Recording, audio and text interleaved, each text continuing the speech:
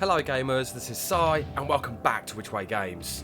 This is going to be a long one, so get comfy. Wait a minute. Ice cream truck!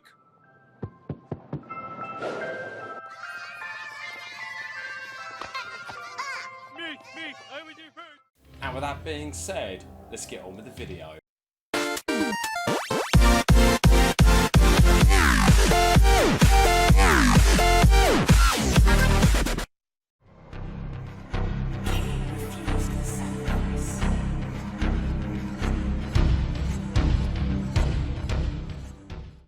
When it comes to the supernatural, there are many creatures of darkness that lay within. Tales of these creatures have appeared through the ages, each bearing similarities, which different cultures take on them. These creatures somehow continue to torment the world of the living, and who knows what other darker entities are yet to be found. But one creature of darkness that seems to be the subject of many tales and folklore is the vampire.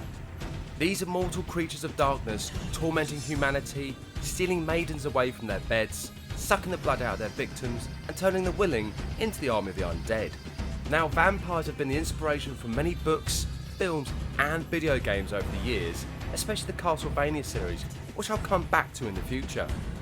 Now, one game that takes the idea of vampirism and takes it to a whole new level is the Legacy of Kain series. Today I'll be looking at Legacy of Kain's Soul Reaver for the PlayStation, which I remember playing on a demo disc back in the day, and after playing I was instantly hooked. But before I carry on, let's go back to where it all started. The entire Legacy of Kain series began way back in 1993, known as the Pillars of Nosgoth, and was written by Dennis Diak and Ken McCulloch.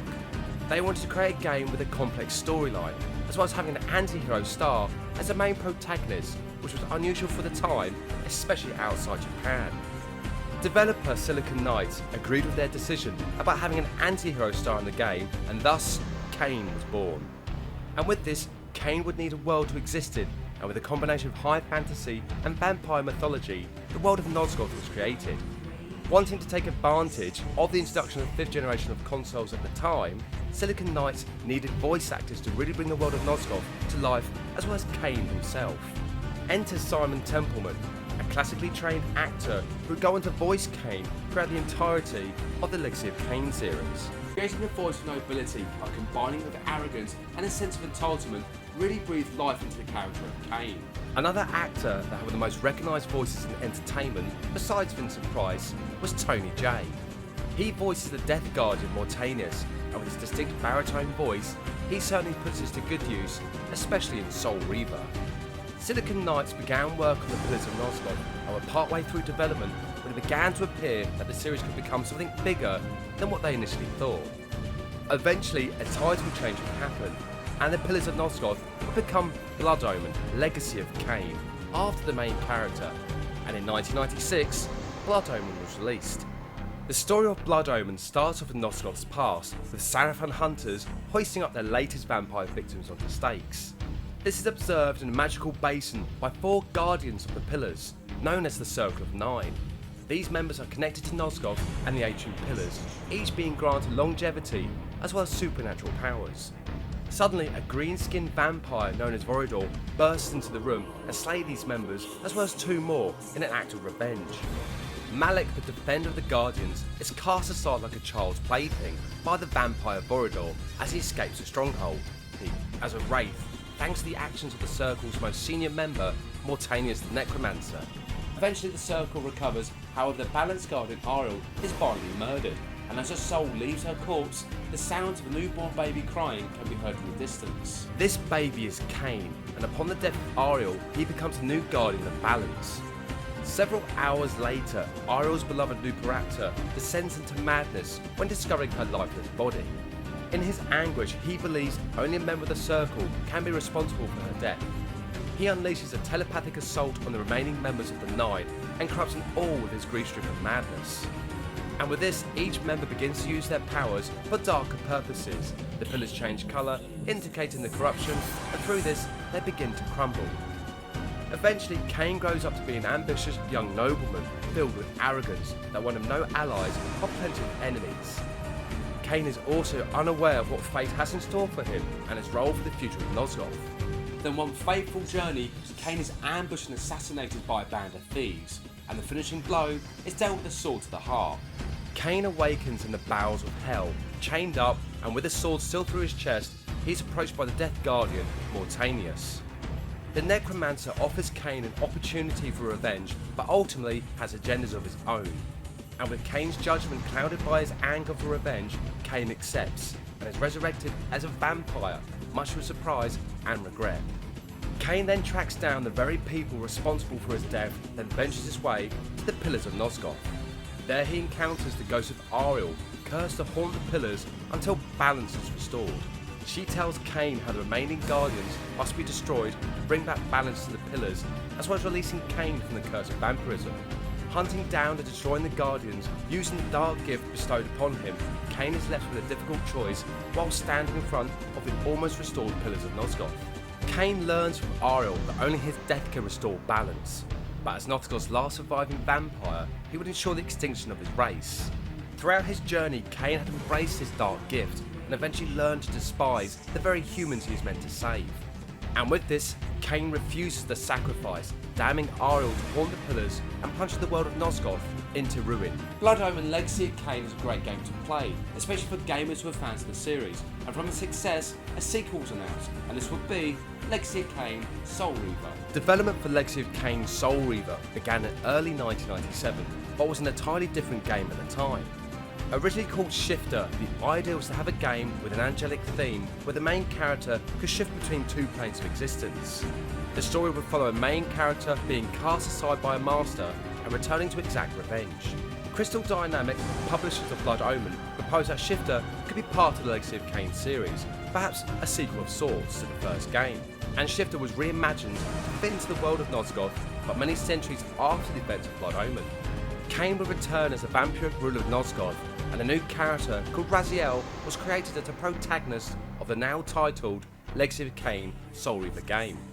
Now being finalised as a direct sequel to Blood Omen, Crystal Dynamics wanted the voice actors from the first game to return, as well as bringing in new blood. Simon Templeman returned to voice Kain. Toby J would also make a return as a voice of the Elder God, and a newcomer to the series was Michael Bell, who had voiced Raziel. Using the build engine from Gex 3, the development team utilised and expanded upon it for Soul Reaver, especially with shifting capabilities that played a key role in the game. Originally planned for an October release in 1998, Soul Reaver was infamously delayed several times, and during this time, Eidos Interactive acquired Crystal Dynamics. But luckily this transition went smoothly, even allowing Crystal Dynamics to set up another team to work on Blood Omen 2, which will bridge the gap between the events of Blood Omen and Soul Reaver. With an early press release, time was of the essence for Soul Reaver to be finished, and after a few more delays, as well as content sadly cut, Legacy of Kain Soul Reaver was released in 1999 for gamers to enjoy. And like always, let's go back to the past to see how Soul Reaver was advertised. So when you're making my special ribs, the most important thing is to make sure you get all the coals covered with a lot of stuff, because there's nothing worse than a fire that isn't hot enough to cook ribs. So there you go, you got to get them all covered, because boy, I'll tell you, nothing better than ribs off of a good hot grill, huh?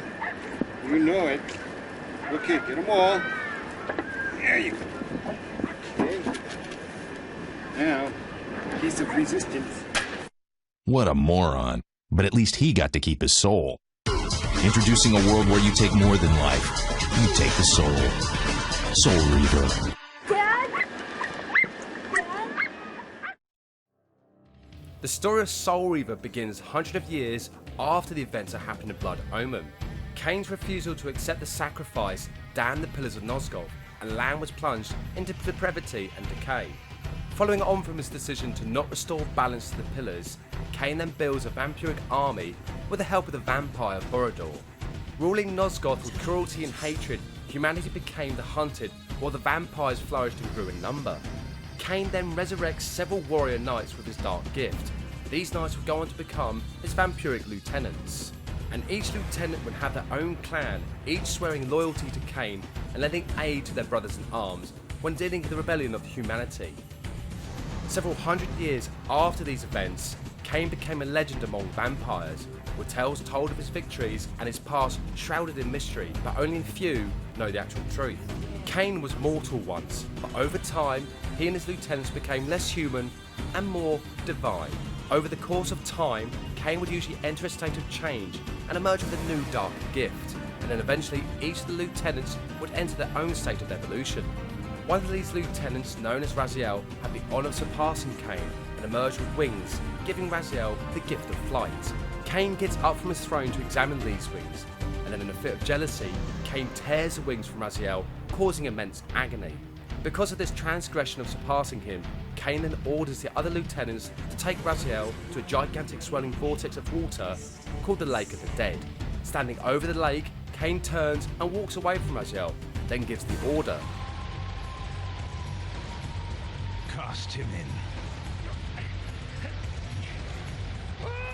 Raziel plummets into the vortex and is sucked under into the depths of the abyss, with the water burning his flesh like white-hot fire.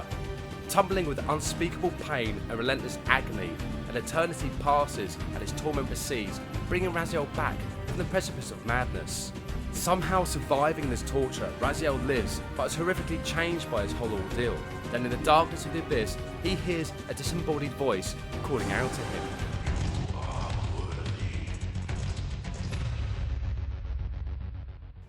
Gameplay has gamers controlling Raziel through the world of Nosgoth.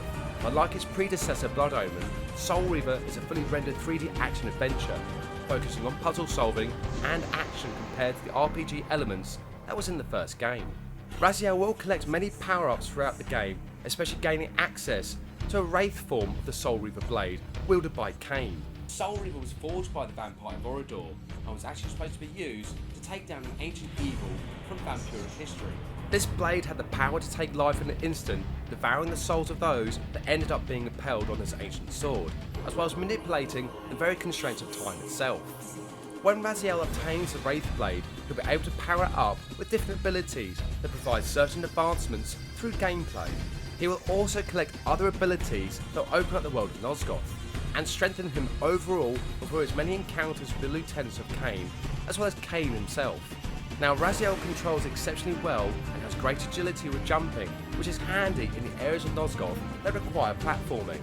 When it came to fighting, the option of being able to target the enemy was fantastic, very much like the targeting system from The Legend of Zelda: Ocarina of Time. Throughout Soul Reaver, Raziel will visit areas from his past where lengthy cutscenes give plenty of exposition, which really explains the lore of Nosgoth and will draw the gamer into the vampiric world. The voice talents of Michael Bell, Simon Templeman and Toby J really do make Soul Reaver such a joy to play. One game mechanic that really put Soul Reaver in a class of his own was the shifting between the material and the spectral realm. Gamers could shift between the two realms that would cause the landscape to change and open up areas usually not found in the material realm. Although interaction in the spectral realm is limited, especially with doors and switches, but while on this plane of existence, Raziel can travel to areas that are deemed too dangerous in the material realm, especially areas covered in water. Now speaking of this, water can be used to dispose of the smaller enemies during the game, as well as other environmental hazards such as spikes and fire. And as for the boss fights, gamers will have to use brains over brawn. Coming back to the story, with part of his revenge quenched by the demise of the lieutenants of Kain, and also coming to the realisation that the events he's experienced may have all been predestined, Raziel encounters Kain in the Chronoplast's control room, a strange room that seems to be the very thing that can manipulate time. Kain turns out has been waiting for Raziel to appear and is somewhat disappointed in how long it's taken Raziel to catch up with him. Raziel is infuriated over what he's learned on his journey and condemns Kain for his crimes against the Sarafan. Kain argues that his actions have been justified and reveals that he is aware of what the future holds at the time. Kain also hints that the Sarafan were not as noble as Raziel believes. Raziel refuses to listen to Kain and tries to attack him, but Kain avoids these attacks while adjusting the controls of the Chronoplast. Eventually, Raziel gains the advantage over Kain, but is blasted to the other side of the chamber. With the final control now in place, a doorway through time opens up and Kain teleports to its entrance. Kain assures Raziel that fate promises more twists before this drama concerning them unfolds completely. As Kain steps through the doorway of time, Raziel leaps up from the bottom of the chamber and pursues Kain through the time portal. He is then met by Mobius waiting for him, and so begins the events of or Soul Reaver 2, but that's for another time. When released, Legacy of Kain Soul Reaver was classed as a critical success, scoring nearly perfect scores with gamers. Its gothic atmosphere was generally well received, especially for newcomers to the Legacy of Kain series. And with the aspect of shifting between realms being described as complex and inspiring, this made gamers really think on different levels and how to progress through the game. As I mentioned before, Legacy of Kain Soul Reaver did have content removed from the final product due to time constraints for an early release, such as a priestess character that would have assisted Raziel, as well as several locations, namely Kain's Mountain Retreat and the Lake of Lost Souls Temple. Overall, Legacy of Kain Soul Reaver is a fantastic game to play, with easy to learn controls, great level design and a complex storyline voiced by some amazing talent. Soul Reaver would fit perfectly in any gamer's collection. As I just mentioned, Soul Reaver had a direct sequel that carried on the story, but that was followed up by a sequel known as Legacy of Kain Defiance, which was the conclusion to the story of Kain and Raziel.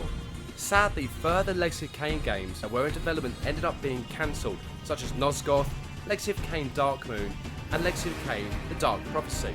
But I do wonder if these would have been the continuation of the story of Kain, or would have been a reboot of the series completely. Hopefully the Legacy of Kain series will make a return in the future, and will continue the story of the vampire known as Kain.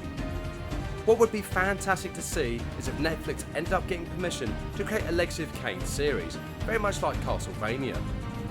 Anyway, come back next time where the younger brother of our favourite Italian plumber wins a mansion in the competition, but he doesn't ever recall entering, and what are these strange noises that lay within. Thank you so much for watching, and see you next game.